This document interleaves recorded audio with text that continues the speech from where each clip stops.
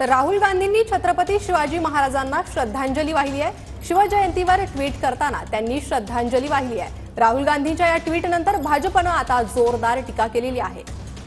तर राहुल गांधी यांनी शिवजयंतीच्या दिवशी श्रद्धांजली वाहिल्यामुळे आता वाद सुरू झालेला आहे। भाजपकडून टीका करण्यात येते। श्रद्धांजली वाहिली त्यामुळे भाजपनं टीका केलेली आहे। शिवजयंतीच्या दिवशी त्यांनी श्रद्धांजलीच्या ऐवजी आदरांजली वाहायला हवी होती असं देखील म्हणण्यात येत आहे। तर राहुल गांधी यांनी ट्विट केल्यानंतर आता नव्या वादाला तोंड फुटण्याची शक्यता आहे, कारण भाजपकडून त्यांच्या या ट्विटनंतर जोरदार टीका करण्यात येते। राहुल गांधींनी शिवजयंतीच्या दिवशी छत्रपती शिवाजी महाराजांना श्रद्धांजली वाहिली। श्रद्धांजलीचा ट्विट त्यांनी केलेला आहे आणि त्या ट्विटवर आता आक्षेप घेण्यात येतोय।